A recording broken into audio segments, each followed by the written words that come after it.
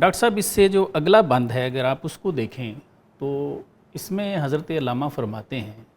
کہ اس خودی سے جس کا پہلے آپ نے تذکرہ فرمایا ہے،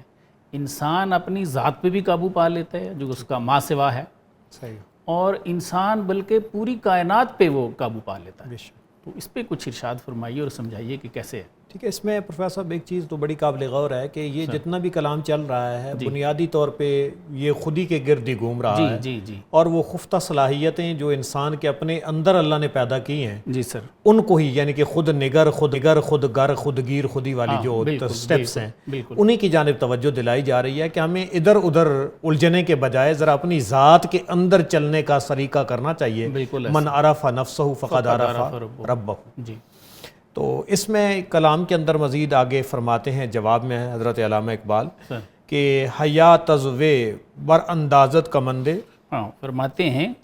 کہ حیات جو ہے وہ خودی کی کمند پھینکتی ہے، شود سیاد ہر پست و بلندے، اور ہر پست اور بلند پھر اس خودی کا شکار ہو جاتا ہے۔ ازو خود را ببندے خود درارد، فرماتے ہیں کہ وہ جو خودی ہے اپنی ہی طاقت سے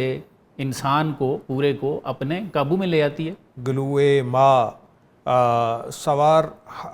ہم فشارت، ہاں، اور گلوئے ما سوارا ہم فشارت، اور اپنے ما سوا کو وہ تسخیر کر لیتی، تسخیر کر لیتی ہے۔ یعنی یہ اس خودی کے کمالات ہیں۔ جی، خودی کے کمالات۔ دو عالم می شود روزے شکارش، پھر وہاں سے پہلے تو فرما رہے ہیں کہ اپنے اوپر قابو پا لیتی ہے، جو انسان میں ظاہر ہے گناہ کرنے کی چیزیں ہیں، نفس ہے، نفس پہ قابو پا لیتی ہے۔ اس کے بعد فرماتے ہیں کہ ایک وقت آتا ہے کہ دونوں عالم اس کے شکار ہو جاتے ہیں،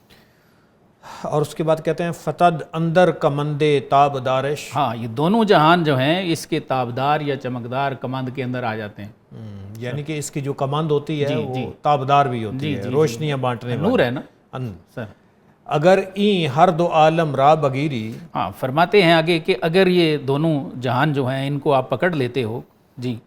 ہما آفاق میرد تو نہ میری، تو پھر ہر چیز نے فنا ہو جانا ہے لیکن تو نہیں مرے گا۔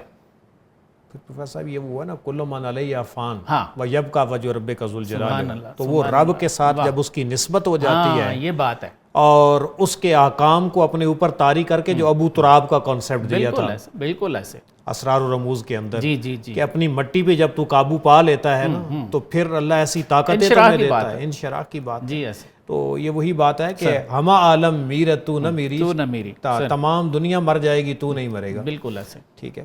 کہ ممکن ہے کہ تو موت سے بھی مر نہ سکے، وہی خود نگر خود گر خود گیر خودی، تو اسی تصور کو دیا۔ منے پا در بیا بانے طلب سست، پھر فرماتے ہیں منے پا، جی، پاؤں نہ رکھنا در بیابان طلب، طلب کے میدان میں سست روی سے قدم نہ رکھنا، ہوشیار ہو۔ نخستیں گیر آ عالم کے در تست، اور فرماتے ہیں کہ پہلے اس عالم کو تسخیر کر جو تیرے اپنے اندر ہے، کائنات تیرا دوسرا سٹیپ ہے، ٹھیک ہے۔ وہ جو حضرت شیخ سعدی کا بھی ہے نا کہ تو کارے زمیرہ نکو ساختی کہ با آسمان نیز پرداختی، جی جی جی، کہ زمین کے کاموں کو تو نے سوار لیا ہے کہ آسمان کی جانب کا بندے ڈال رہا ہے، پہلے اپنی ذات کو تو ایکسپلور کر، ایسے ہی ہے، اچھا بالکل۔ اب اس کے بعد ہے اگر زیری ز خود گیری زبر شو، فرماتے ہیں اگر تو زیر ہے جی جی تو اپنے آپ پہ جب تو قابو پا لے گا تو زبر ہو جائے گا، خدا خواہی بخود نزدیک ترشاؤ، اور تو اگر اللہ کو پانا چاہتا ہے تو اپنے ہی قریب ہو، تیرے اندر ہی تو ہے۔ بتسخیر خود افتادی اگر تاک، فرماتے ہیں اگر اپنی تسخیر میں تو کامیاب ہو گیا تو را آسمان شود تسخیر آفاق، تو پھر آسمانوں اور یہ کائنات جو ہے اس کو فتح کرنا جو ہے وہ تیرے لیے بہت آسان ہو پروفیسر صاحب یہاں مجھے وہ حدیث قرب نوافل کے مفاہیم بھی لگانے دیں۔ سر یہ جو کہا ہے نا کہ جب تو اپنے اوپر قابو پا لے گا نا تو پھر آفاق کی تسخیر کر لے گا، تو دیکھیں اس میں بھی یہی بتایا گیا ہے کہ لا یزال عبدی یتقرب الیہ بالنوافل، بالکل، بندہ نوافل کے ذریعے میرا قرب جب حاصل کرتا ہے نا جی، تو اس کی یہ بھی محدثین وضاحت کرتے ہیں کہ جو ہے نا کہ میں اس کے ہاتھ بن جاتا ہوں، پاؤں بن جاتا ہوں، اس کا مطلب ہے اس کے ہاتھ پاؤں وہ اللہ کی اطاعت میں چلے جاتے ہیں، اور وہ اپنے اعضاء اور ان چیزوں کو پابند احکام خداوندی اور سنت رسول کے قالب میں ڈھال لیتا ہے، صحیح، تو پھر اس کو اللہ وہ طاقت دیتا ہے کہ پھر اس تصرف کے دیتے ہیں، ہاتھوں، ہاں تصرف دیتے پھر ان کے ہاتھوں میں ہاتھ ہے اللہ کا، بندہ مومن کا ہاتھ، غالب و کار آفرین، کار کشا و کار ساز، اور اسی میں آگے چلتے چلتے بتایا آگے والا انسالنی لأوتینہ، اب اگر وہ مجھ سے سوال کر دے نا، اللہ فرماتا ہے میں ضرور اس کو عطا کرتا ہوں۔ بالکل ایسے۔ تو یہی بات ہے کہ بنیادی طور پہ تو اللہ تعالیٰ نے حضرت بہو والا فلسفہ اندر بیڑے اندر ایڑے، کہ سب کچھ اندر ہی ہے تمہارے، ایسے اللہ نے وہ ساری طاقتیں تمہارے اندر ودیت کر دی ہیں اور کہا ہے کہ ان کو نکالنے کی کوشش کرو۔ تو میرے خیال میں ان آخری اشعار کے اندر بھی بتسخیر خود افتادی اگر تاک، کہ اپنے آپ کو اگر تو تسخیر کرنے میں کامیاب ہو جاتا ہے تو را آسان شواد تسخیر آفاق، تو آفاق کی تسخیر تیرے لیے آسان ہو جائے گی۔ ایک اور جگہ فرماتے ہیں نا فقر مومن چیست، مومن کا فقر کیسا ہے، تسخیر جہات،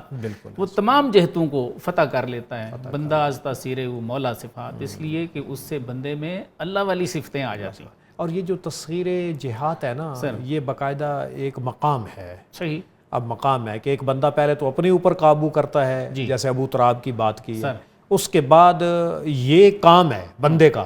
اور یہ جو اگلا ہے نا تسخیر آفاق، یہ انعام ہے۔ بالکل ایسے، یہ انعام ہے جو اللہ کی طرف سے اس بندے کو گفٹ کیا جاتا ہے۔ بالکل ایسے۔